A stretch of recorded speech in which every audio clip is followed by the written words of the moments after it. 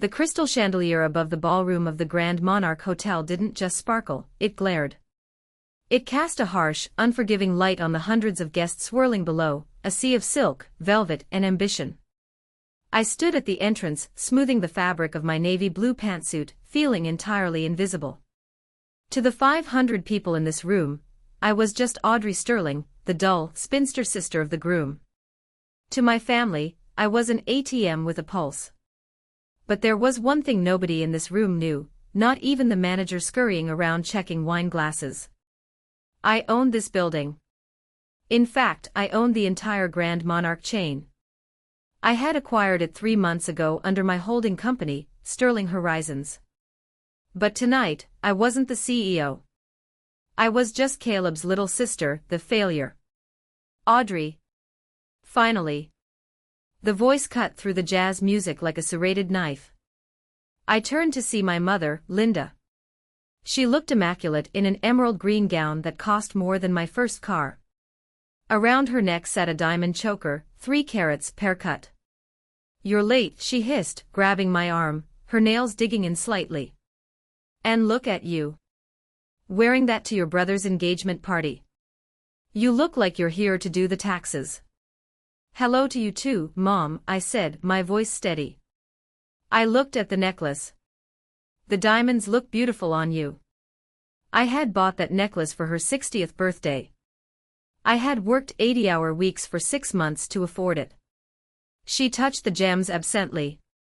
"Oh, this." "Yes," Caleb insisted I wear it. "He has such good taste." He said a woman of my stature deserves only the best. My stomach tightened. Caleb hadn't bought that. Caleb hadn't bought anything in his life except poker chips and bad investments. But I didn't correct her. I never did. What was the point? In Linda's world, the sun rose and set on her son, and I was just the shadow he cast. "Where is the happy couple?" I asked, scanning the room. "Over there, holding court," Mom gestured toward the center of the room. "Sienna is radiant. Truly a high-value woman. Her family owns Vance Global, you know. International shipping or something. Finally, Caleb has found someone on his level." I looked over. Caleb was laughing, holding a glass of champagne, looking handsome in a tuxedo that I knew for a fact was rented on my credit card. Hanging on his arm was Sienna Vance. She was beautiful, in a predatory sort of way. Blonde, sharp features, wearing a white dress that looked suspiciously like a wedding gown. She spotted me and whispered something to Caleb. They both laughed. Sienna detached herself from the group and glided toward me. "Audrey," she said, her voice dripping with fake sweetness. She looked me up and down, her lip curling slightly. "I see you went with office chic. Brave choice for a black tie event." "It's good to see you, Sienna," I said, keeping my face neutral. "Congratulations." "Thank you." "We're so excited," she said, swirling her red wine dangerously close to me. "It's going to be the wedding of the century. My daddy is flying in dignitaries from Europe. I just hope, well, I hope you can contribute something meaningful to the wedding gift, Audrey. Caleb mentioned things are tight for you." I blinked. "Tight? Well, you know," she lowered her voice conspiratorially. "With your little administrative job. It must be hard living in the city on a secretary's salary." My little administrative job. I managed a portfolio of assets worth over $200 million. But to my family, I was just doing paperwork. "I get by," I said calmly. "Well, if you need extra cash," Sienna smirked, "I think the catering staff is short-handed tonight. You could grab a tray. You're dressed for it." Before I could respond, she stumbled. It was a theatrical, calculated movement. Her wrist flicked, and the entire glass of Cabernet Sauvignon splashed across the front of my white blouse and navy blazer. The cold liquid soaked through immediately, sticking to my skin. The red stain bloomed like a gunshot wound on my chest. "Oh my God!" Sienna gasped, her hand flying to her mouth. But her eyes weren't apologetic. They were dancing. I am so clumsy. Oh, Audrey, I am so sorry. But really, you shouldn't have been standing so close. My mother rushed over. Sienna, darling, are you okay? Did it get on your dress? I'm fine, Linda, Sienna sighed. But look at Audrey. What a mess. It's a good thing that suit looks like it came from a discount rack. Easy to replace. Mom turned to me, her face hard. Go clean yourself up, Audrey. You're embarrassing us. You look like a bleeding heart. Yeah, sis, Caleb called out from a few feet away, chuckling. Go find some club soda. Or just go home. Nobody will notice. The heat rose in my cheeks. Not shame. Not anymore. It was anger, pure and molten. I looked at Sienna, who was dabbing a non-existent spot on her pristine white dress. I looked at my mother, fussing over the woman who had just humiliated her daughter. I took a deep breath. The smell of the wine was overpowering, sweet, fermented, and cloying. Don't worry, I said, my voice dangerously quiet. I'll handle it. Do that, Sienna dismissed me, turning her back. And try to stay out of the photos. We want them to look classy. I turned and walked toward the ladies' room. My heels clicked rhythmically on the marble floor. Click. Click. Click. Like a countdown. They thought I was walking away in shame. They thought I was the poor, mousy sister retreating to her hole. They had no idea that they were standing inside a building I owned, drinking champagne I paid for, celebrating a fraud I was about to expose. I pushed open the heavy oak doors of the restroom. The silence wrapped around me. I looked at myself in the mirror. The red stain was hideous. But as I stared into my own eyes, something shifted. The hurt was there, yes. But behind it, the gears were turning. You want a maid? I thought. Fine. I'll clean house. The restroom in the Grand Monarch was a sanctuary of gold leaf and Italian marble. I grabbed a stack of paper towels and began dabbing at the wine stain on my chest, but I knew it was pointless. The silk was ruined. Just like my relationship with these people. As the cold water ran over my hands, I couldn't stop the memories from flooding back. Flashbacks are a funny thing, they don't ask for permission. They just kick the door down. I was 24. I was sitting in a cramped studio apartment that smelled of instant noodles and mildew. It was 2 a.m. My eyes were burning from staring at spreadsheets. I was working 3 jobs, junior analyst by day, transcriptionist by night, and tutoring on weekends. My phone had rung. It was Mom.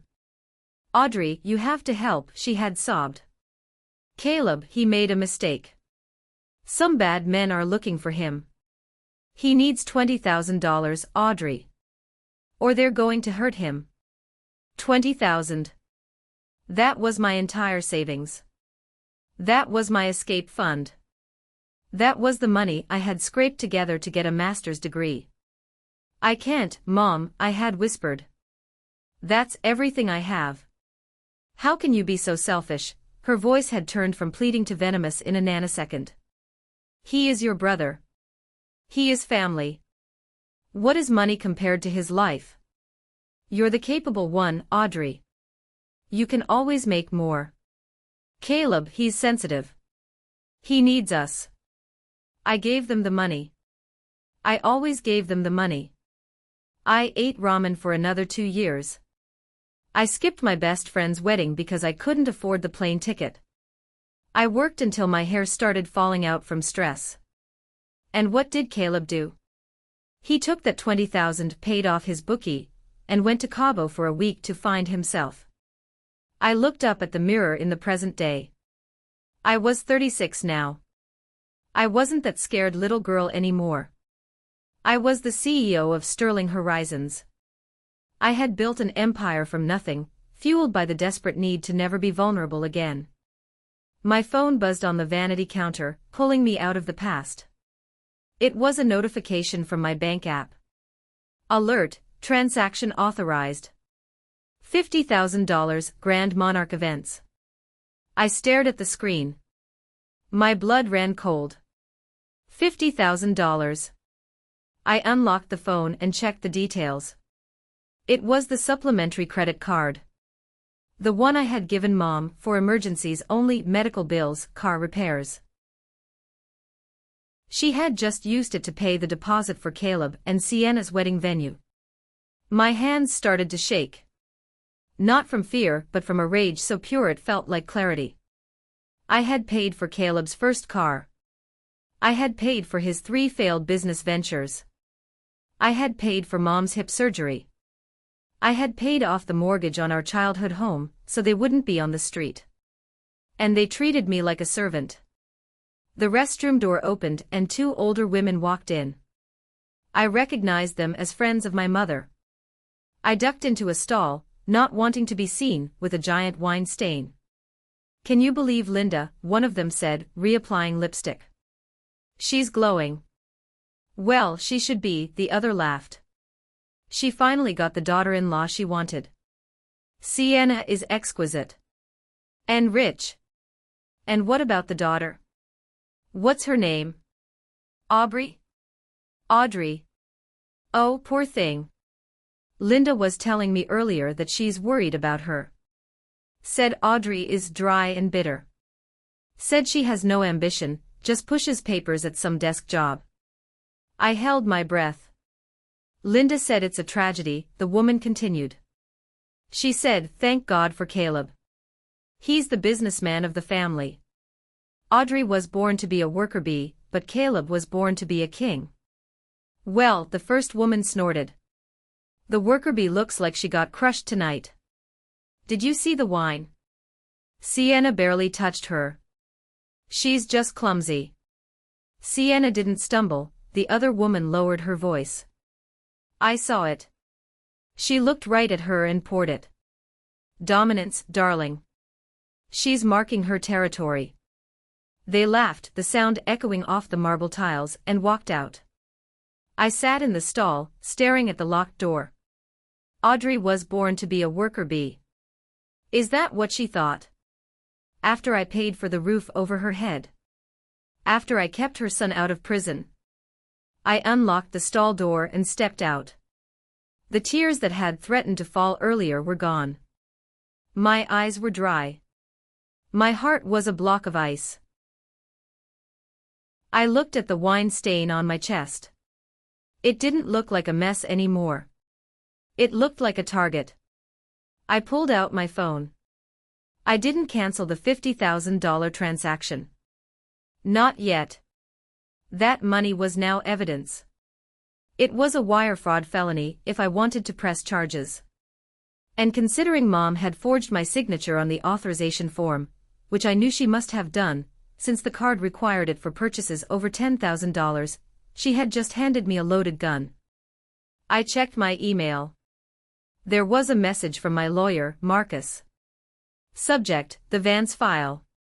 "Audrey, you need to see this immediately. Do not sign anything. Do not agree to anything. Call me." I exited the bathroom. I wasn't going back to the party. Not yet. I needed to find a quiet place. I needed to know exactly who I was dealing with. I walked down the service corridor, a privilege of owning the hotel, and slipped onto a private balcony overlooking the terrace. But as I stepped out into the cool night air, I heard voices. Familiar voices. I froze in the shadows. It was Franklin Vance, Sienna's father. And Sienna. And they weren't talking about wedding arrangements. The balcony was shadowed by heavy velvet drapes, hidden from the main terrace where guests were smoking cigars and laughing. I pressed myself against the stone wall, my breath shallow. Franklin Vance, the man my mother believed was a shipping magnate, was pacing back and forth. He looked agitated. He was pulling at his bow tie like it was a noose. Keep your voice down, you idiot, Sienna hissed. The sweet, Southern Belle accent she had used inside was gone. Her voice was hard, street-toughened. We don't have time, Sandra, Franklin snapped. Sandra. I frowned. Her name was Sienna. Don't call me that here, she spat. It's Sienna. Until the ring is on my finger and the papers are signed, I am Sienna Vance, heiress to the Vance global empire. Empire? Franklin let out a bitter, hacking laugh. We have $12 in the operating account, Sienna. $12. The rental on the Rolls-Royce expires at midnight. The actors playing the dignitaries want cash up front. We are bleeding out. My heart hammered against my ribs. Actors? Calm down, Sienna said, lighting a slim cigarette. The old hag, Linda, is completely hooked. She just paid the deposit. 50 grand. That buys us time. 50 grand is peanuts. Franklin hissed. We need millions to cover the Arizona mess before the feds catch up. We need that investment from Sterling Horizons. Did Caleb get the meeting? I clamped a hand over my mouth. Sterling Horizons. My company. Caleb is working on it, Sienna said, blowing smoke into the night air. He's an idiot, but he's useful. He thinks he's bringing us a deal to save his failing crypto startup. He doesn't know we're going to use his name to launder the loan, and leave him holding the bag. And the sister? Franklin asked. The one with the cheap suit. Does she know anything? Sienna laughed. It was a cruel, ugly sound. Audrey. Please. She's a nobody. A doormat. Mom says she pays for everything if you guilt-trip her enough. Once I marry Caleb, I'll take control of the family finances. We'll drain her dry. I'll have her sign over her power of attorney, take out loans in her name, and then dump the debt on her. She's so desperate for approval, she'll thank me for it.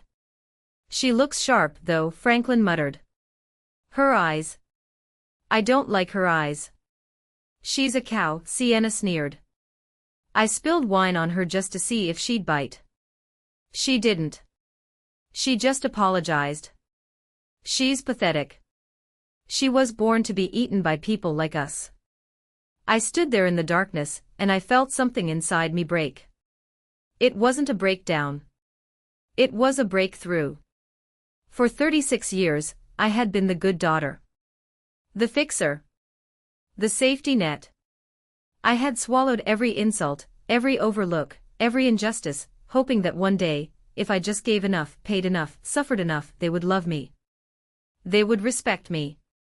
But listening to this woman, this con artist named Sandra, planned to cannibalize my life while my brother and mother served me up on a silver platter, it killed the old Audrey.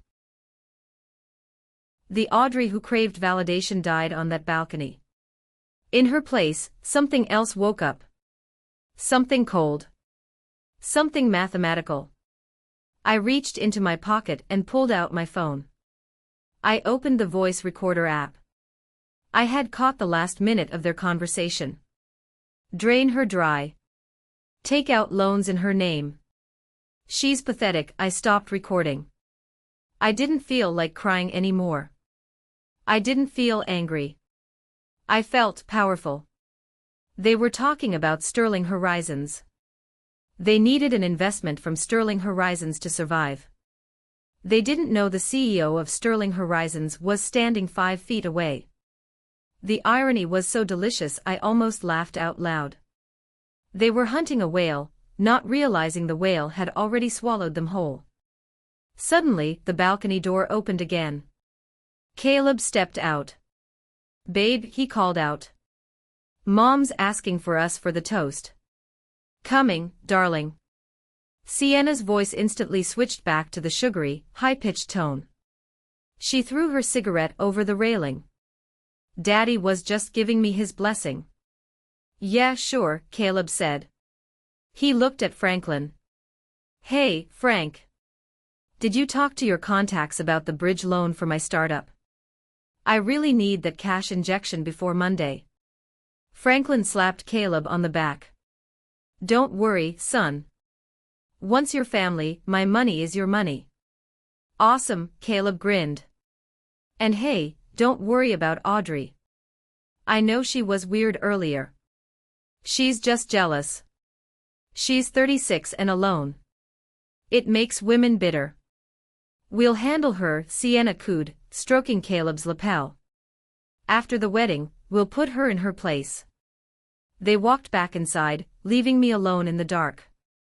I looked at the phone in my hand. We'll put her in her place. No, I whispered to the empty air. I'll put you in yours. I turned and walked back toward the service elevator. I wasn't going back to the party yet. I had work to do. I had a shadow alliance to activate. I dialed a number I knew by heart. Marcus, I said when he answered. Audrey.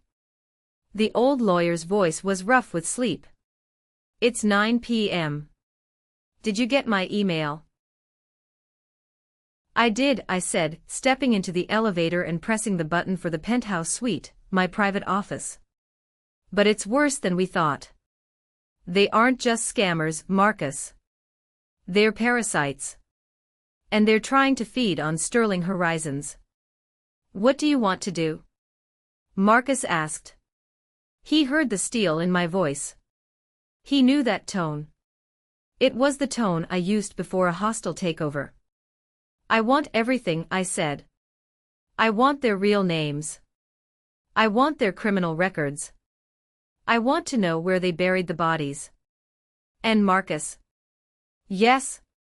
Draft the investment contract. The one with the poison pill clause.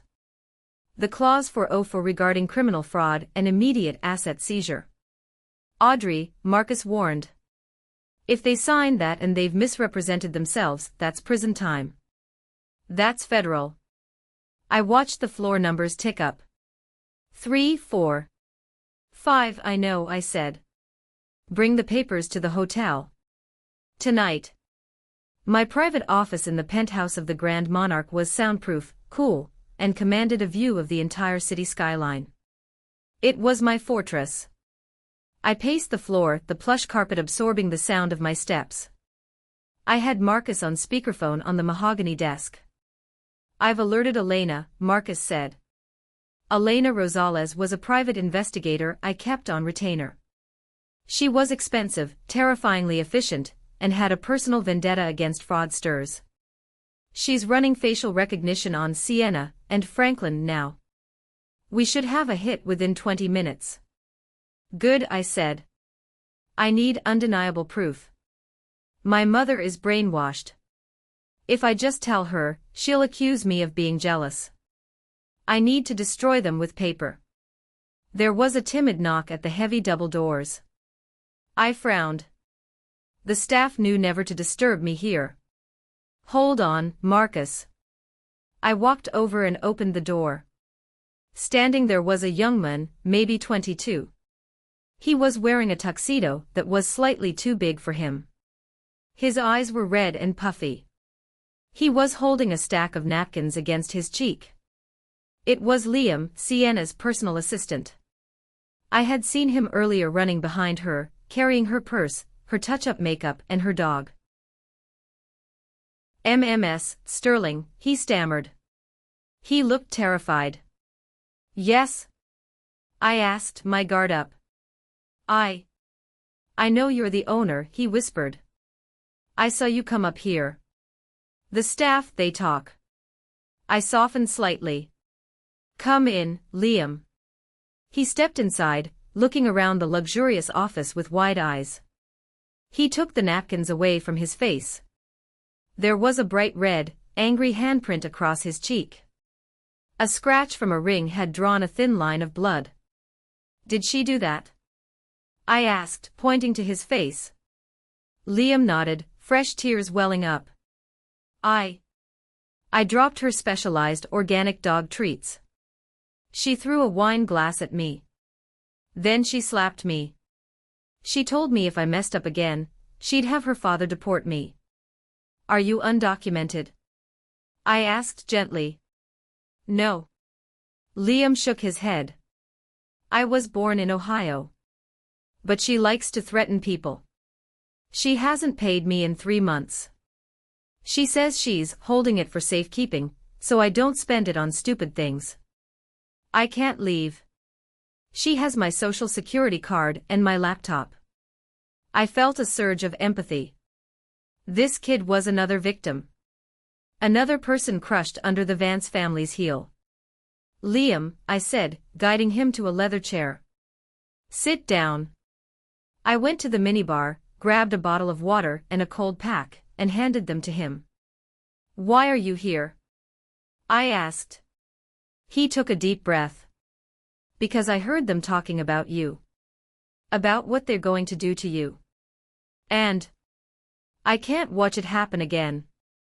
They did this to a family in Scottsdale last year. Ruined them. The daughter committed suicide. The room went deadly silent. Suicide?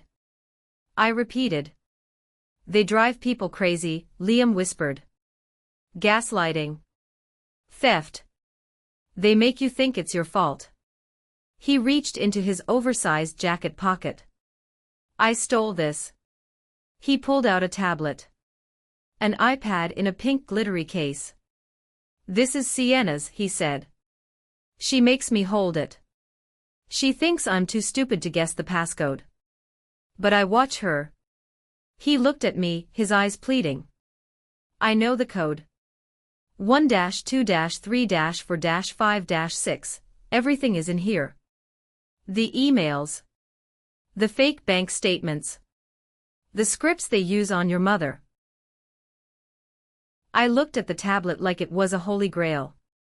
Liam, I said, my voice steady. If you give me this, there's no going back. But I promise you, if you help me, you will never have to worry about money or Sienna Vance ever again. I will pay you everything she owes you, tripled. He pushed the tablet across the desk. Burn her, he said. Burn her to the ground. I picked up the tablet and typed in the code. 1-2-3-4-5-6, it unlocked. I opened the email app. The first subject line I saw made my blood boil. Subject, Project Sterling, the cash cow phase. I clicked it. It was an email from Franklin to Sienna. Target is ripe. Linda is desperate for social status. Caleb is desperate for cash. The sister, Audrey, is the only threat, but she is emotionally compromised. Plan, isolate Audrey, humiliate her publicly so she leaves early, then get Linda to sign over the deed to the lake house tonight. The lake house. My grandmother's house. The one I had bought from the estate to keep it in the family. Mom lived there, but I owned it. Mom had always resented that fact. Marcus, I said into the phone. Are you still there? I'm here, Marcus answered. I have the smoking gun, I said, scrolling through the emails. And I have a witness. I looked at Liam. You're willing to testify? Yes, Liam said, pressing the cold pack to his face. Marcus, bring the contract, I ordered. And call the district attorney. I think he's going to want to attend an engagement party. I looked at the time. 9:30 p.m. The speeches were starting in 30 minutes. Liam, I said, standing up. Stay here. Order whatever you want from room service. Lock the door. Where are you going? He asked. I walked to the closet in my office where I kept a spare change of clothes for board meetings. I pulled out a garment bag. Inside was a tailored white tuxedo suit, sharp, powerful, and impeccably expensive. I'm going to change, I said. And then I'm going back downstairs. I have a toast to make. While I changed into the white tuxedo, my phone pinged with a secure file transfer from Elena. Subject, subjects identified, urgent. I opened the PDF on my phone while buttoning my shirt. The face of Sienna Vance stared back at me, but the name underneath was Sandra Williams. Alias, Sienna Vance, Sarah Vile, Samantha Voigt. Criminal record, 3 counts of fraud in Arizona. 2 counts of identity theft in Nevada. Currently wanted for questioning regarding the disappearance of an elderly man's retirement fund in Florida. Marital status, divorced, 3 times. All 3 husbands filed for bankruptcy shortly after separation. I swiped to Franklin Vance. Real name, Gerald Jerry Picorni. Relation to Sandra Williams, non-biological. Former partner in a failed timeshare scheme. Currently cohabitating. Notes, Gerald is a failed actor who did community theater in Tampa. I almost laughed. Of course he was an actor. The grandiose speeches, the dramatic pauses. It was all a performance. The most damning part of the dossier was the financial analysis of Vance Global. It wasn't a shipping company. It was a shell LLC registered in a strip mall in Delaware. Its bank balance was currently negative $4,200. And then I saw the application. They had submitted a formal request for venture capital funding to Sterling Horizons 2 weeks ago. My junior analysts had flagged it as high-risk/likely fraud, and tossed it in the rejection pile. But Caleb, my brother, had pulled it out. There was an email chain between Caleb and my VP of operations attached to the file. From Caleb Sterling to Ops Team Subject, Vance Deal Guys, push this through. This is my future father-in-law. It's a sure thing. If you don't approve the $5 million seed round, I'll talk to Audrey. She does whatever I say. My jaw clenched. She does whatever I say. He was selling me out. He was using my name, my hard work, my company to fund his girlfriend's con. I looked at the mirror. The white tuxedo was a stark contrast to the stained blouse I had worn earlier. I looked like a CEO now. I looked like the owner. I picked up my phone and called the hotel's head of security, Mr. Henderson. Ms. Sterling. Henderson answered immediately. We saw you come in. Is everything all right? No, Jim, it's not, I said. I need you to do something for me. And it needs to be discreet. Name it. I need cameras. Small ones. High definition. I want them pointing at the head table in the ballroom. Specifically at the groom and the bride's father. I want every word recorded. Consider it done. I'll have the feed routed to your phone in 10 minutes. And Jim? Yes, ma'am.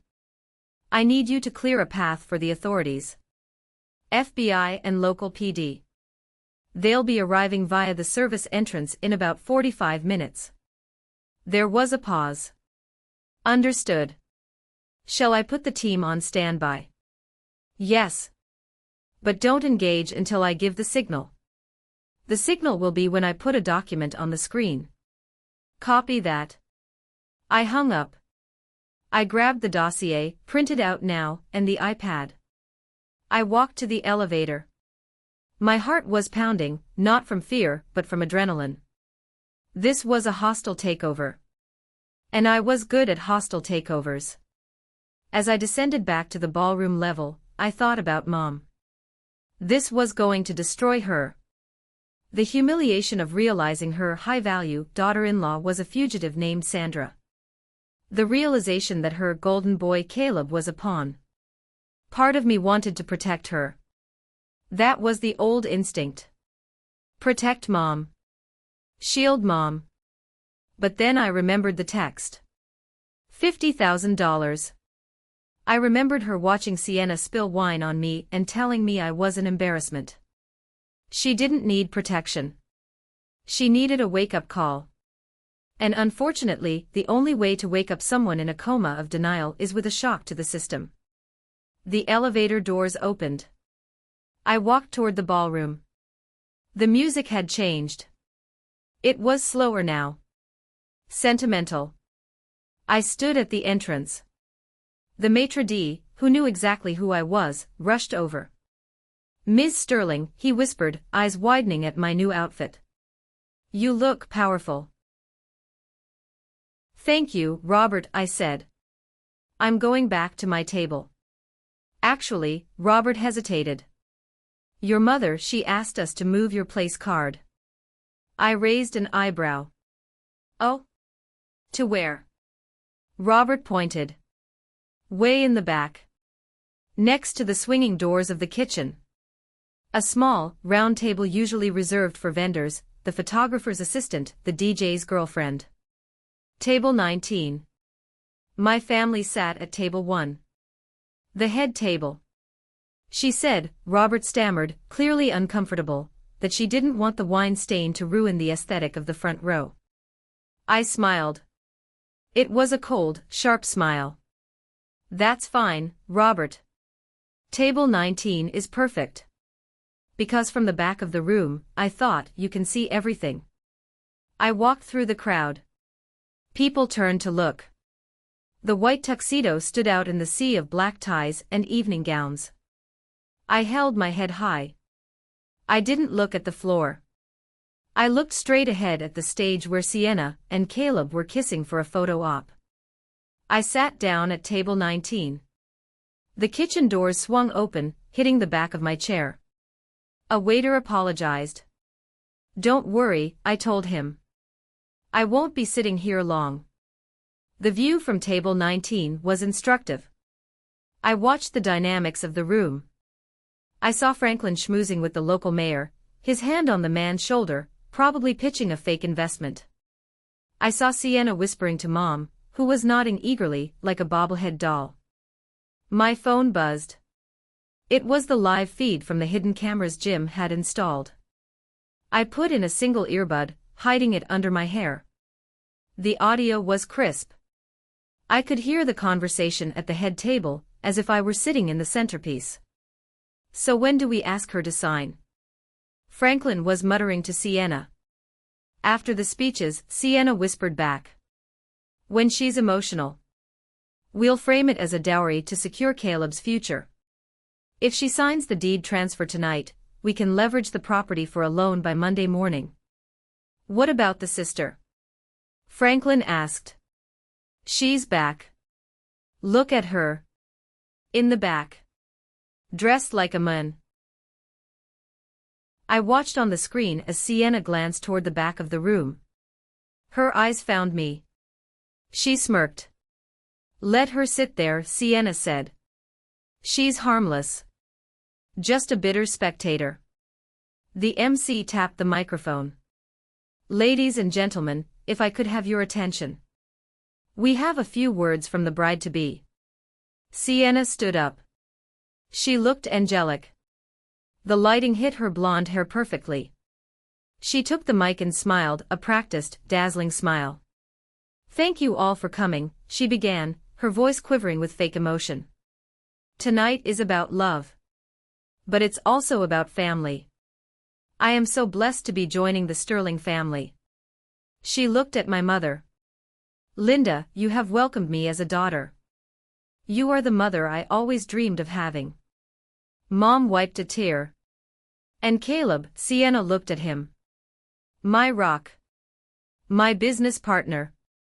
My soulmate. Then, her eyes drifted to the back of the room. To table 19. And of course, she said, her tone shifting slightly. A little condescending. A little pitying. We have to thank Caleb's sister, Audrey. She's sitting, oh, way back there. Hi, Audrey. 500 heads turned to look at me near the kitchen doors. I didn't flinch. I just stared back. Audrey, Sienna continued, we know it's been hard for you. Watching your little brother surpass you, it must be difficult. But I want you to know, you are welcome in our home anytime. Someone has to walk the dogs, right? The room erupted in laughter. It was polite laughter, mostly, but some of it was genuine mockery. I'm kidding, I'm kidding. Sienna giggled. But seriously, thank you for coming. Even if you did bring the office with you. She gestured to my suit. More laughter. To the Sterlings, she raised her glass. May we always be prosperous, classy, and stain-free. She winked at me. My blood was humming. It was a strange sensation. The old Audrey would have been shrinking in her chair, wishing the floor would swallow her whole.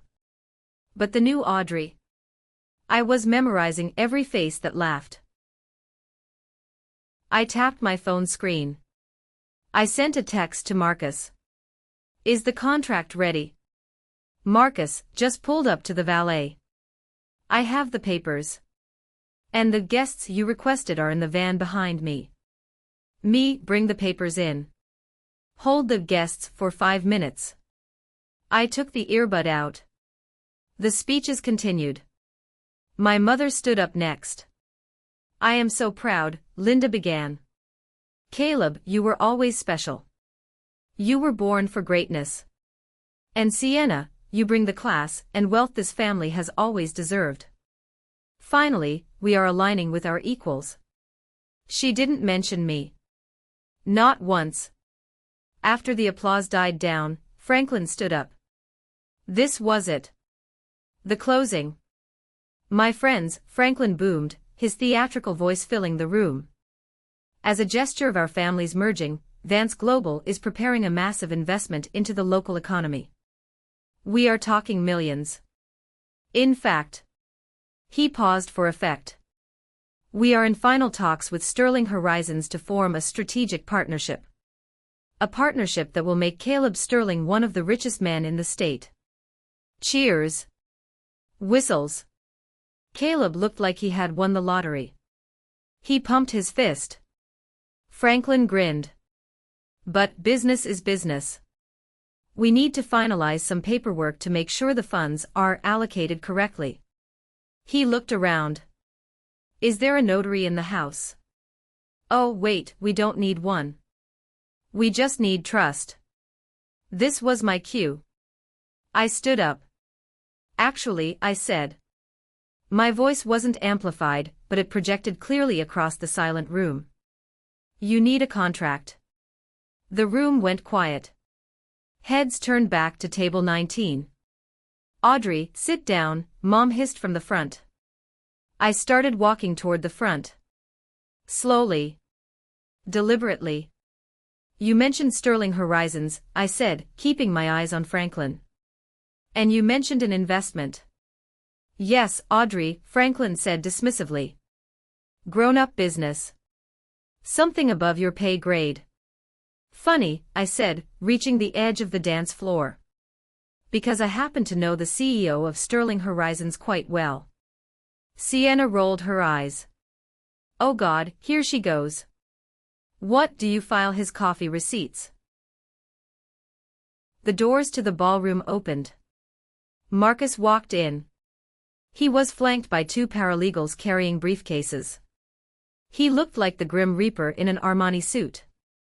He walked straight to me and handed me a thick document bound in blue leather. I took it. I felt the weight of it. No, Sienna, I said, stepping onto the stage. I don't file the receipts. I slammed the document onto the table in front of Franklin. It made a heavy thud that echoed through the microphone. I signed the checks. The silence in the ballroom was absolute. You could hear the ice melting in the buckets. Franklin stared at the document. He stared at me. What is this? You wanted funding, I said, my voice calm and authoritative. This is the term sheet from Sterling Horizons. $10 million. That's the number you asked for, right? Caleb's eyes almost popped out of his head. Audrey. How did you get the boss to approve this? Holy crap. You actually did something useful. He reached for the document, but I put my hand on it. Not so fast, I said. This is a binding legal agreement. It requires signatures from the principals of Vance Global. That's you, Franklin. And you, Sienna. Sienna looked at me with suspicion. Why are you delivering this? You're a nobody. I'm the courier tonight, I lied smoothly. The CEO couldn't make it. He sent me. He said if you sign this tonight, the wire transfer happens Monday morning. If not, the deal is off the table forever. Greed is a powerful blinder. I watched it work in real time. Franklin looked at the number $10 million printed on the front page. He licked his lips. He didn't see me anymore, he saw a lifeline. He saw an escape from his debts. Well, Franklin stammered, putting on his businessman mask.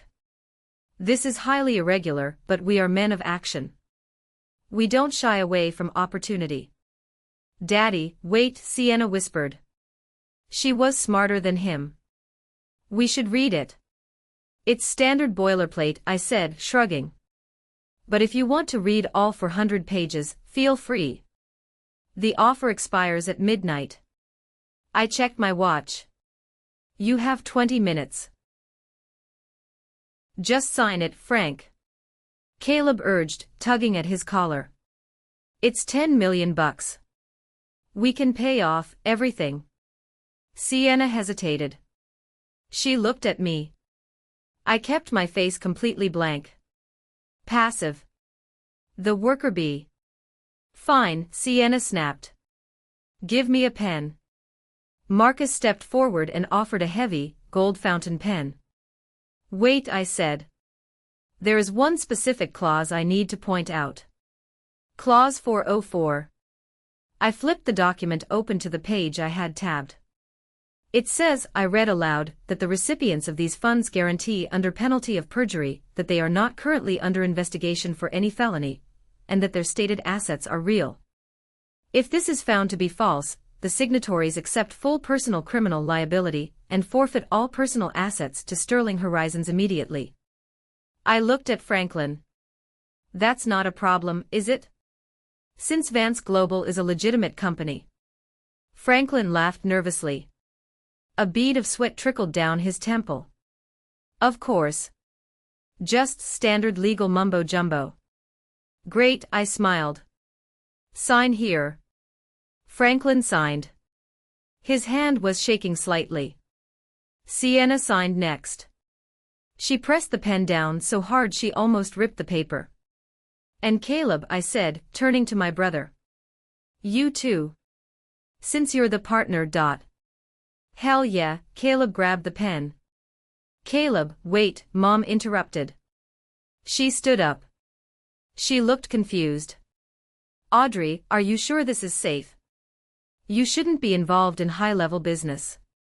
You might mess it up. It's fine, Mom, Caleb said, scribbling his signature. I'm about to be rich. He slammed the pen down. Done. We're rich. The room applauded. My mother clapped the loudest. Wonderful. Franklin shouted. Champagne for everyone. Put it on my tab. Actually, I said, picking up the contract and handing it to Marcus. There is no tab. Excuse me. Sienna sneered. Don't ruin the moment, Maid. And there's one more piece of business, Mom said, stepping up to the mic, cutting me off. She was desperate to regain control of the spotlight. Before we celebrate, Mom announced, beaming at the crowd. I have my own gift. She pulled a velvet folder from her purse. I recognized it. It was the deed to the lake house. My house. To my son and his beautiful bride, Mom said, her voice trembling with emotion. I am gifting you the Sterling Lake house. It has been in our family for 3 generations. It is our crown jewel. And now, it belongs to the future of this family. She handed the folder to Caleb. Mom, Caleb said, genuinely touched. Wow. Thanks. We can definitely use this. I knew he meant sell it. Mom turned to me. Audrey, honey. Come here. I stepped closer. Since you are single, Mom said into the microphone, and you have your little apartment in the city, I'm sure you don't mind. I need you to sign this quitclaim deed. Just to make it official that you have no claim on the property. It's just a formality. She held out a cheap ballpoint pen to me. The room watched. The failure sister was being asked to sign away her inheritance to the golden brother. It was the ultimate insult. The cherry on top of the toxic sundae. I looked at the pen. I looked at Mom. You want me to sign away the house? I asked clearly. Don't be difficult, Audrey, Mom whispered, her smile straining. Don't make a scene. You want to give them the house, I repeated. The house that I paid off 3 years ago when you were behind on the mortgage. Mom flinched. We don't talk about that. The house that is in my name. I asked. It's family property. Mom hissed. Sign the paper. No, I said. The crowd gasped.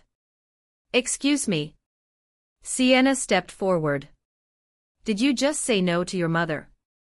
You selfish little, I said. No, I interrupted her, my voice rising, losing the softness. I won't sign the quitclaim. Because, I turned to face the crowd, I can't give away property to a criminal organization. What did you call us? Franklin roared. And I continued, ignoring him, I can't let you invest $10 million of my money into a Ponzi scheme.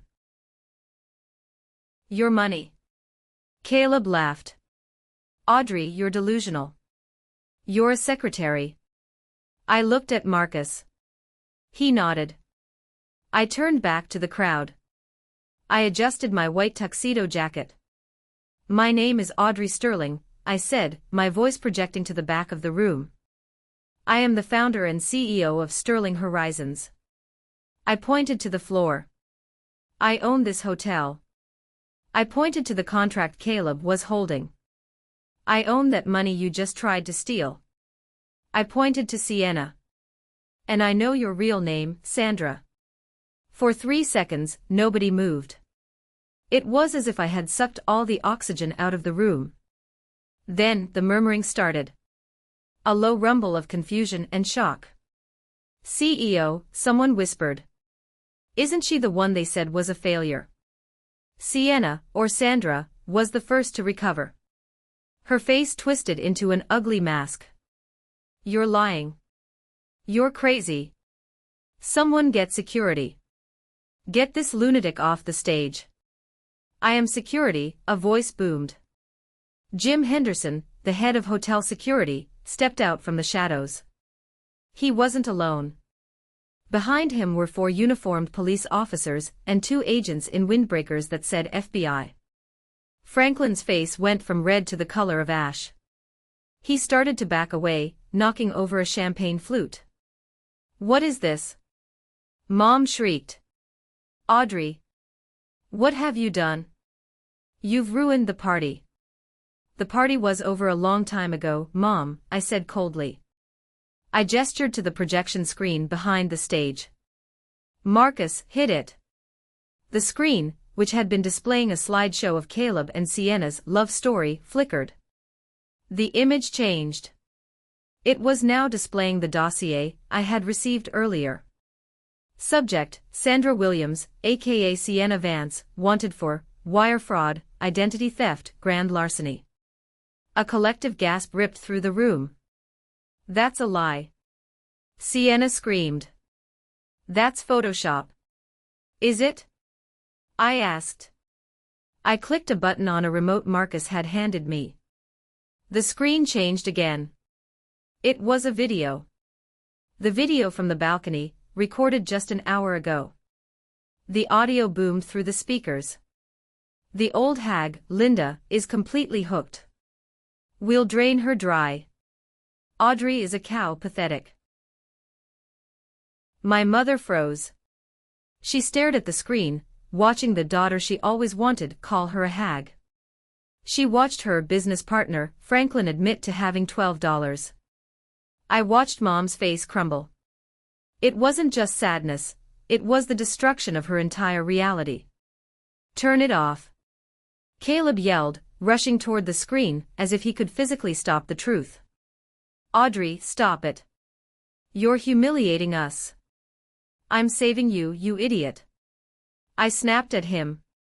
It was the first time I had raised my voice at my brother in my life. They were going to leave you with nothing. They were going to use your name to launder stolen money. I don't believe you. Caleb shouted. He looked at Sienna. Tell her she's lying, babe. Tell her. Sienna didn't look at him. She was looking at the exits. She saw the police blocking the main doors. She saw the FBI agents walking toward the stage. She realized the trap had snapped shut. Her demeanor changed instantly. The poise vanished. She lunged. Not at me. At the contract. She tried to grab the blue folder from Marcus, probably thinking she could tear it up. But Marcus simply stepped back.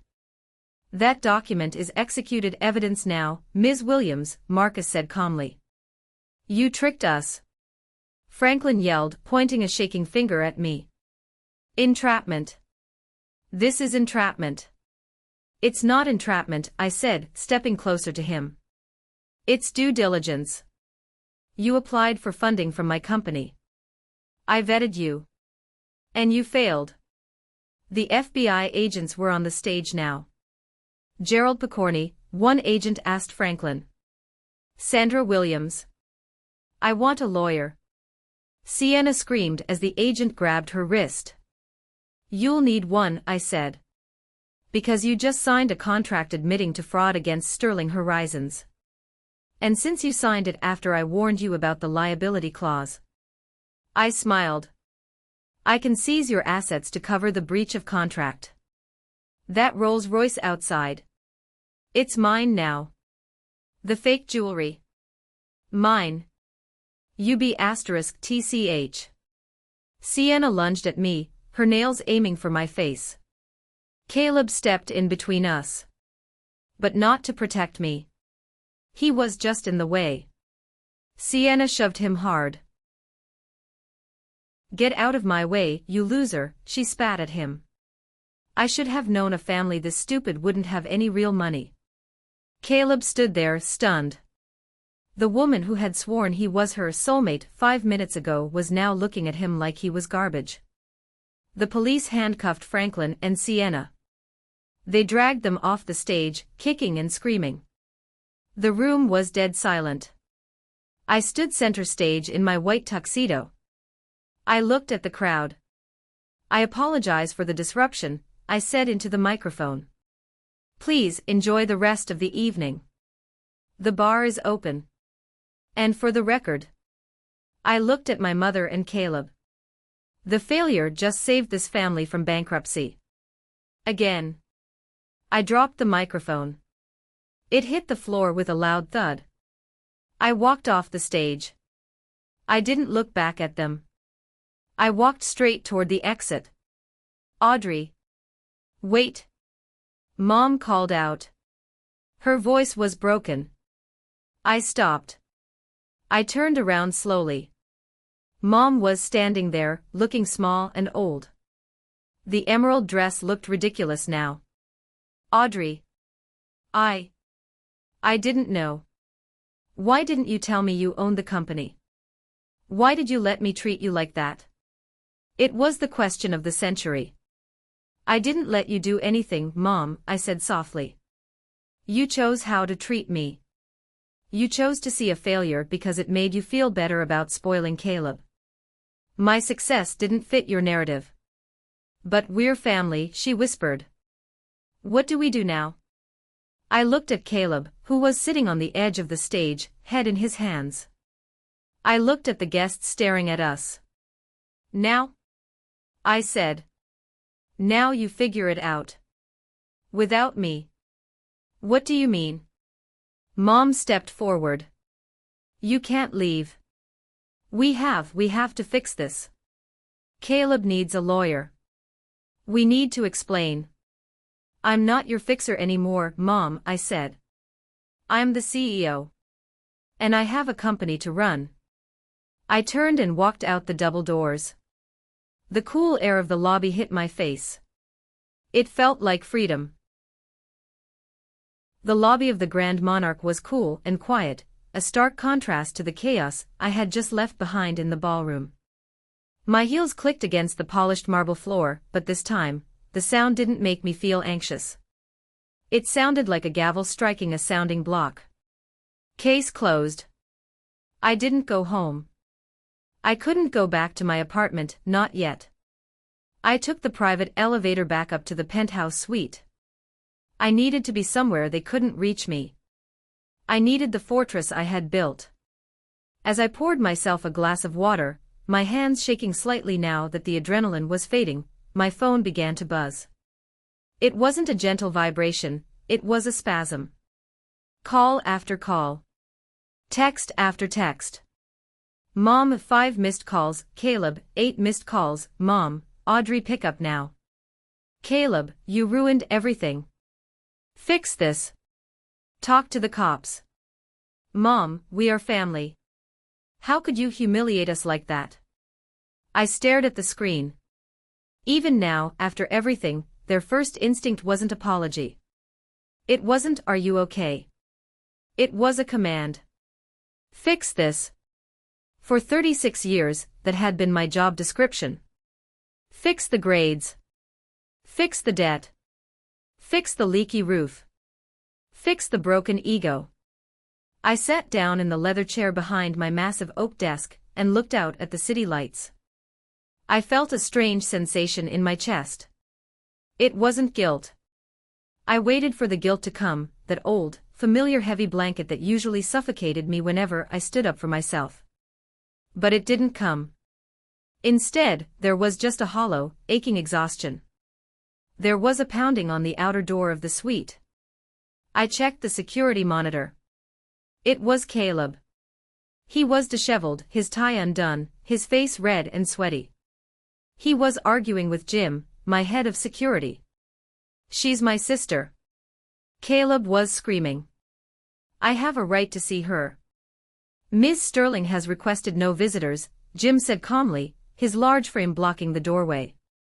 I'm not a visitor, I'm family. Caleb shoved Jim. That was a mistake. Jim didn't move an inch, but his expression hardened. I pressed the intercom button. Let him in, Jim. I needed to do this. I needed to look him in the eye one last time, without the audience, without the cameras. Just brother and sister. The door opened and Caleb stormed in. He looked around the penthouse, his eyes widening at the luxury he had never known existed.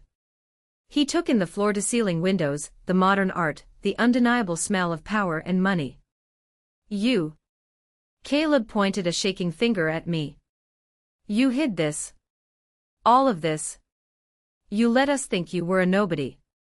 I never said I was a nobody, Caleb, I said, leaning back in my chair. You assumed I was a nobody because you never bothered to ask me a single question about my life. Not once in 10 years. You let them arrest Sienna, he shouted, pacing the room. My fiancé is in the back of a squad car because of you. Your fiancé is a felon named Sandra who was about to steal your identity and leave you with millions in debt, I corrected him. I saved you. I didn't ask to be saved, he roared, slamming his hand on my desk. I was happy. For the first time in my life, I was somebody. I was marrying into the Vance family. People looked at me with respect tonight. I looked at him with genuine pity. They were looking at a mark, Caleb. A victim. And now what? He demanded. Everyone knows. The whole town knows. I'm the idiot who almost married a con artist. Do you know what this does to my reputation? What reputation? I asked quietly. The failed crypto startup. The gambling debts. Don't you dare judge me, he sneered. You think because you have money you're better than me. You're just a jealous, bitter spinster. Mom was right. You did this because you couldn't stand seeing me shine. He took a breath, trying to compose himself, trying to switch tactics. The anger wasn't working, so he reached for the tool he knew worked best, manipulation. Look, Audrey, his voice softened, though his eyes remained hard. It's a mess. But we can fix it. Mom is downstairs having a panic attack. She needs you. We need bail money for Sienna. If we get her a good lawyer, maybe it's a misunderstanding. Maybe we can spin this. He looked at me expectantly. How much liquid cash do you have access to right now? I stared at him. It was almost impressive, the sheer audacity. Caleb, I said. Do you remember the ring? He frowned. What? The engagement ring on Sienna's finger. The 3-carat princess cut. You told everyone you bought it with the returns from your tech investment. So? I paid for it, I said. You called me 3 months ago, crying, saying you needed $15,000 for emergency surgery for your cat. You don't have a cat, Caleb. But I sent the money because I knew you owed a loan shark. You took that money and bought the ring. His face flushed a deep crimson. I paid for the ring, I continued, my voice steady. I paid for the suit you're wearing. I paid for the deposit Mom put down tonight. I paid for the car you drove here in. I opened my drawer and pulled out a file. A thin, black folder. This is the end of the line, Caleb. What is that? He asked, eyeing the folder. This is a restraining order, I said. And a notice of eviction. Eviction, he laughed nervously. From where? I live with Mom. Exactly, I said. And Mom lives in my house. The lake house. That's Mom's house, he shouted. Grandma left it to her. Grandma left it to the bank because Mom took out 3 mortgages on it to pay for your business ideas, I said. I bought it from the bank 5 years ago to stop the foreclosure. I let you live there rent-free. I paid the taxes. I paid the utilities. I slid the folder across the desk. You have 30 days to vacate. Both of you. Caleb looked at the folder as if it were a bomb. You can't do that. She's your mother. I'm your brother. You can't kick us out on the street. We're family. Family doesn't treat people the way you treated me tonight, I said. Family doesn't try to trick their sister into signing away her assets. Family doesn't sit by and laugh while a stranger calls their daughter a failure. I stood up. Get out, Caleb. I'm not leaving until you write a check, he spat. You owe us. You have millions. You owe us. I pressed the button under my desk. 2 seconds later, Jim and another guard entered the room. Escort Mr. Sterling out, I said, turning my chair to face the window. And if he returns, call the police and press charges for trespassing. You'll regret this. Caleb screamed as the guards grabbed his arms. You'll die alone, Audrey. You hear me? Alone with your money. The door slammed shut. The silence rushed back in. I sat there for a long time, watching the city traffic below. Red lights, white lights, moving in a stream. I'd rather be alone, I whispered to the empty room, than be surrounded by people who make me feel lonely. I picked up my phone. I blocked Caleb's number. Then I blocked Mom's. It felt like cutting off a limb. It hurt. It was a phantom pain that throbbed in my chest. But as I took a deep breath, I realized something. I could breathe. For the first time in years, I could actually breathe. The next morning broke with a gray, relentless drizzle, matching the mood of the city. But inside my office, everything was crisp, bright, and ruthlessly efficient. Marcus sat across from me, sipping an espresso. He had 3 stacks of documents in front of him. You made the morning news, Marcus said, sliding a tablet across the desk. The headline read, Engagement Party Sting, Local Heiress Exposes Fraud Ring at Grand Monarch. Local heiress, I scoffed, reading the text. Yesterday I was a spinster. Today I'm an heiress. The narrative changes when you hold the pen, Marcus said with a small smile. Speaking of holding the pen, we have work to do. The police have Franklin, Gerald, and Sandra in custody. The district attorney is very happy with the evidence package we provided. The video recording of them conspiring to defraud you is admissible. They're looking at 10 to 15 years. Good, I said, sipping my tea. But I don't care about them anymore. They are strangers. I care about the cleanup. The cleanup regarding your family? Marcus asked gently. Yes. Okay. Let's look at the damage. Marcus opened the first file. You have been subsidizing Linda and Caleb Sterling to the tune of approximately $180,000 a year for the last decade. Mortgage payments, car leases, credit card bills, loans that were never repaid. Hearing the number out loud made me nauseous. Almost $2 million. I could have started a foundation. I could have traveled the world. Instead, I had funded Caleb's gambling and Mom's delusions of grandeur. Cut it all, I said. Marcus looked up over his glasses. All of it. The health insurance. All of it, I said firmly. Mom is 65. She has Social Security. She has a pension from Dad. It's not much, but it's enough to survive. She doesn't need the country club membership. She doesn't need the leased Lexus. And the house. I sent the notice last night with Caleb, I said. But I want it official. Serve them today. 30 days. If they aren't out, change the locks. Audrey, Marcus sighed, taking off his glasses. I'm your lawyer, and I will do whatever you say. But as your friend, are you sure? This is the nuclear option.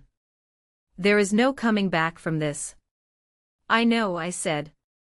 I stood up and walked to the window. But Marcus, they didn't just ask for money. Last night, Mom tried to make me sign a quitclaim deed. She knew. Somewhere deep down, she knew that house was mine. But she was willing to legally strip me of my property just to make herself look big in front of those scammers. I turned back to him. That's not just toxic. That's theft. If a stranger did that, we'd sue them. Why should she get a pass because we share DNA? Marcus nodded slowly. You're right. The Bank of Audrey is officially closed. My intercom buzzed. It was the front desk of the corporate office. Ms. Sterling, the receptionist sounded nervous. There is a woman here to see you. A Mrs. Linda Sterling. She says she's your mother. She's crying quite loudly. My stomach clenched. I knew she would come. Tell her I'm in a meeting, I said. She says she's not leaving until she sees you. She's making a scene, Ms. Sterling. She's telling everyone in the lobby that you've abandoned her. I closed my eyes. This was the trap. The public shaming. It was the only weapon she had left. If I went down there, she would wail and cling to me, forcing me to comfort her to stop the embarrassment. If I didn't go down there, she would paint me as the heartless villain. Audrey? Marcus asked. Do you want me to handle it? No, I opened my eyes. I'll handle it. I didn't go down to the lobby. I picked up the phone and dialed the front desk. Put her on the phone, I said. A moment later, Mom's voice came through, thick with tears and hysteria. Audrey. Oh, thank God. These people won't let me up. You have to come down. We need to go to the bank. Caleb is in a terrible state, he needs, Mom, I cut her off. My voice was ice. Stop.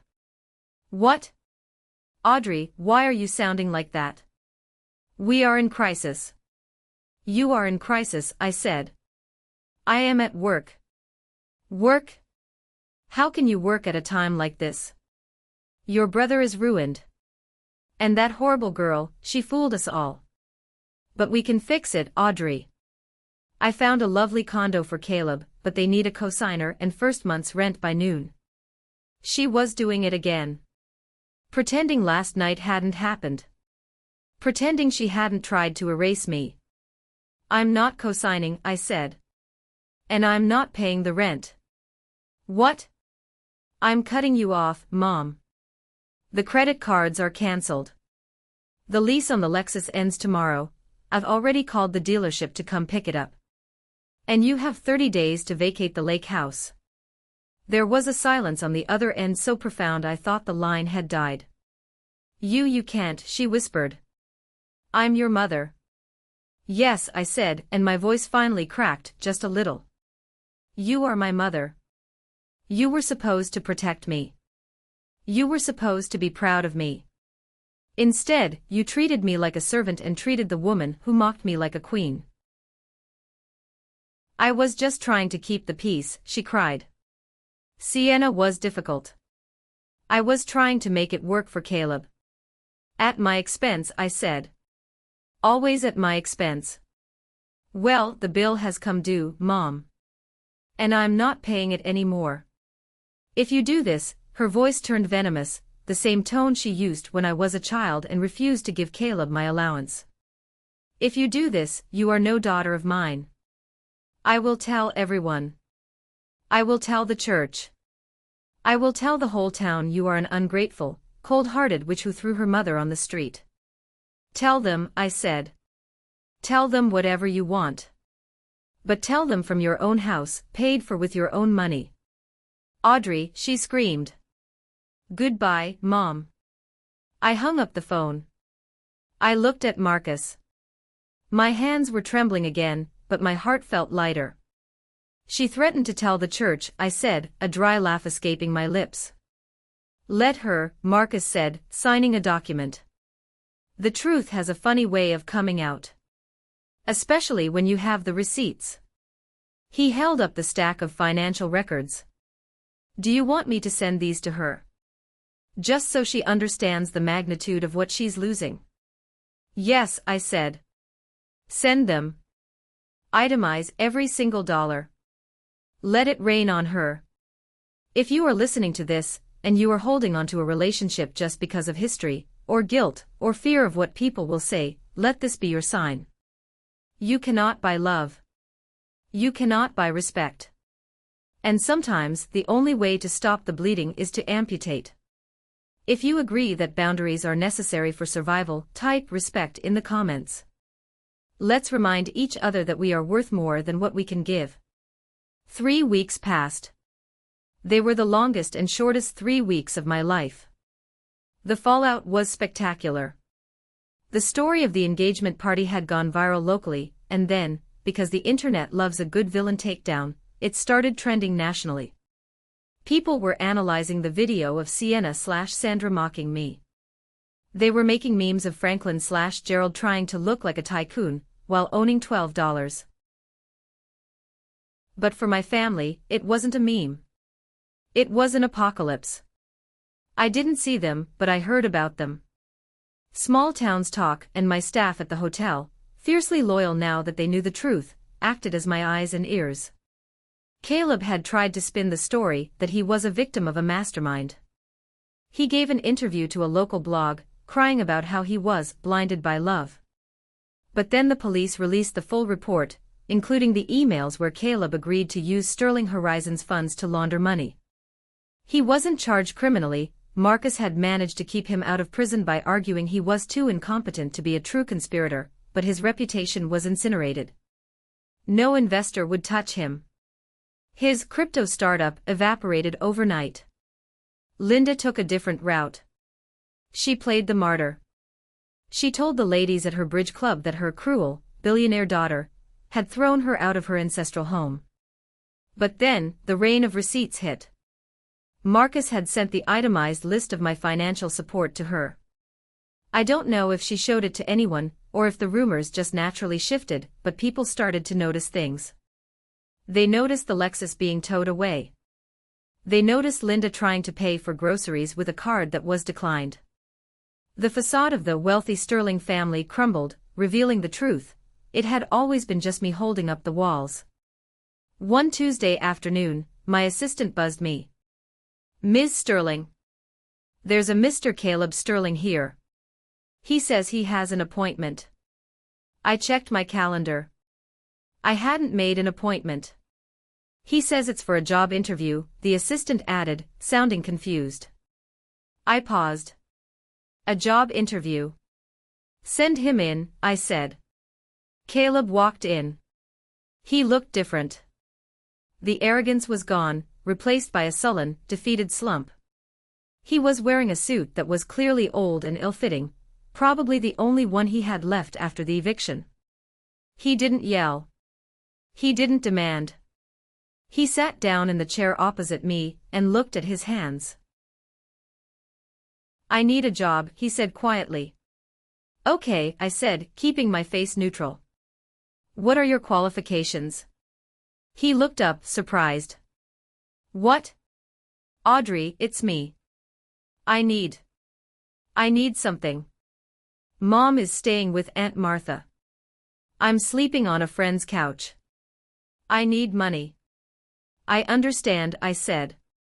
But you're here for a job at Sterling Horizons. We are a premier investment firm. What skills do you bring to the table? I have business experience, he stammered. You have 3 failed businesses and a near indictment for fraud, I said factually. If you were any other applicant, your resume wouldn't even make it past the AI filter. So that's it, he asked, his voice rising slightly. You're just going to let me starve? No, I said. I'm willing to offer you a job. His eyes lit up. Really? Like VP of strategy? Or marketing? No, I slid a piece of paper across the desk. We have an opening in the maintenance department at the Grand Monarch.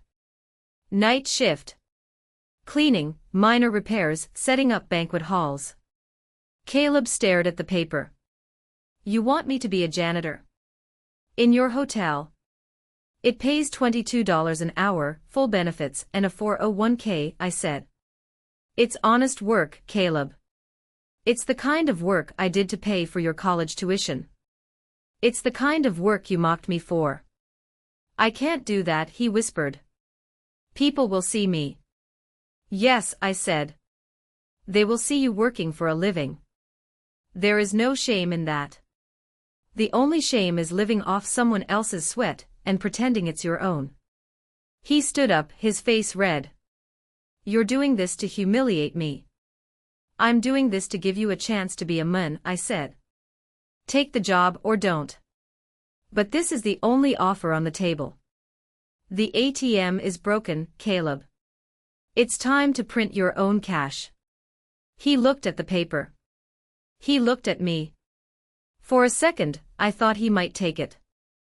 I saw a flicker of realization in his eyes. But then, the ego won. It always does with narcissists. He crumpled the paper and threw it on the floor. Go to hell, Audrey, he muttered. I've been there, I said calmly as he walked to the door. I lived there for 30 years with you. I've moved out. He slammed the door. I looked at the crumpled paper on the floor. I felt a pang of sadness, mourning the brother he could have been. But mostly, I felt relief. I had offered him a hand up, not a handout. He had refused. That was his choice. Later that evening, I turned on the news in my office. The anchor was reporting on the sentencing of Gerald Picorni and Sandra Williams. They had taken a plea deal. 8 years in federal prison for fraud and conspiracy. The camera showed a shot of Sienna, no Sandra, being led out of the courthouse in an orange jumpsuit. No makeup. No designer dress. She looked hard, angry, and old. She looked at the camera and shouted something, but the audio was muted. I turned off the TV. The villains were in jail. The leeches were gone.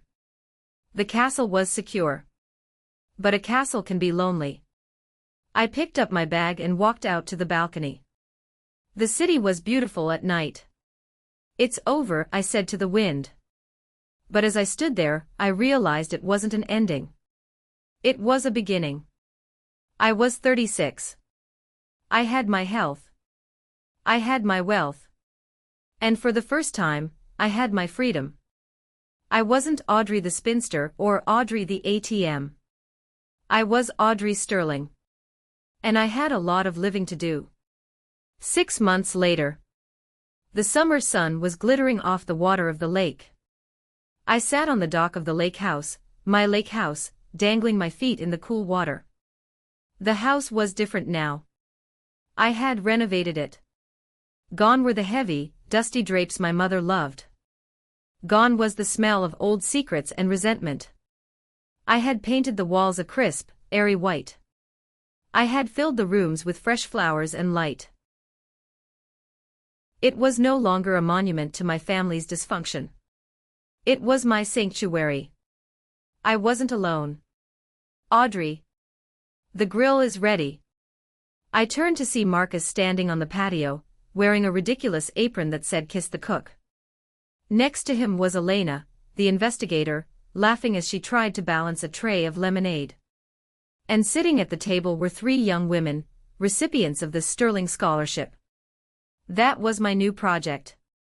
Instead of pouring money into a black hole of ungrateful relatives, I had started a foundation for women who, like me, were the fixers of their families.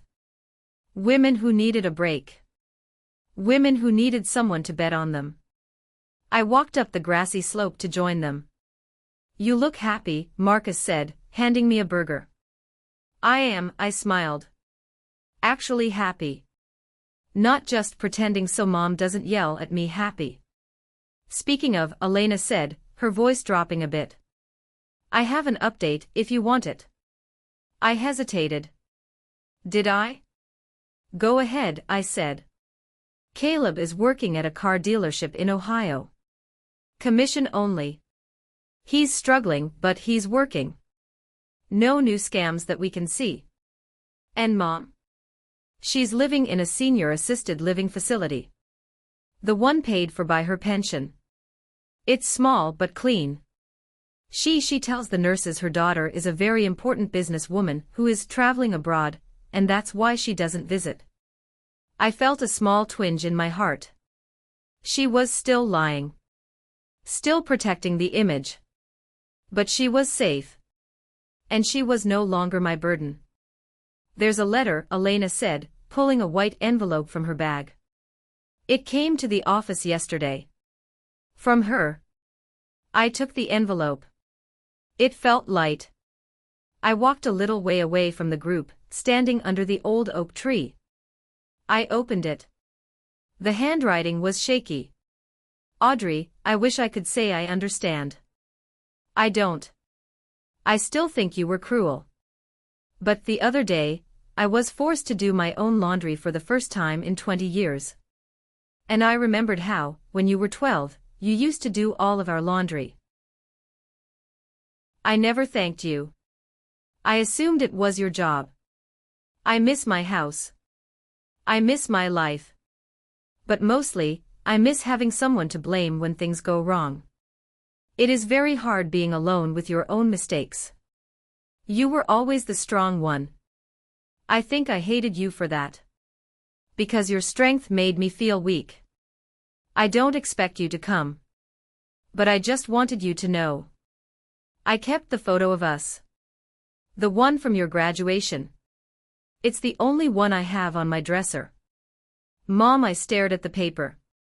It wasn't an apology. Not really. It was still selfish. Still focused on her feelings. "I think I hated you for that. But it was the truth. And from Linda Sterling, the truth was a rare gift." I folded the letter and put it in my pocket. I wouldn't reply. Not today. Maybe not ever.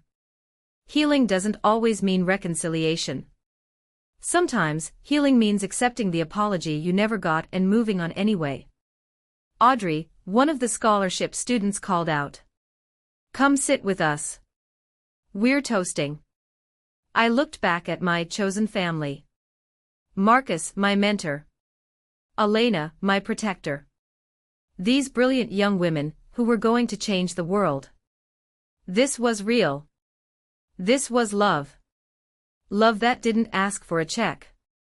Love that didn't come with conditions. I walked back to the table. I raised my glass of lemonade. To what? Marcus asked. To revenge. I shook my head. Revenge was satisfying, yes. It was a fire that burned down the weeds. But you can't live in a fire. You have to plant something in the ashes. No, I said, looking out at the lake calm and vast and mine. To freedom, I said. And to knowing your worth. We clinked glasses. The sound rang out clear and true, echoing over the water. Thank you for taking this journey with me. It wasn't an easy story to tell. It forced me to relive the darkest moments of my life, the betrayal, the humiliation, the feeling of being completely invisible in my own family. But I told it because I know I'm not the only one. I know there are thousands of you out there right now, women who are the backbone of your families, the ones who pay the bills, solve the problems, and dry the tears, only to be treated like an option, not a priority. Thank you for listening. Thank you for seeing me. Don't forget to like this video if you believe in justice, and subscribe if you want to hear more stories about taking your power back.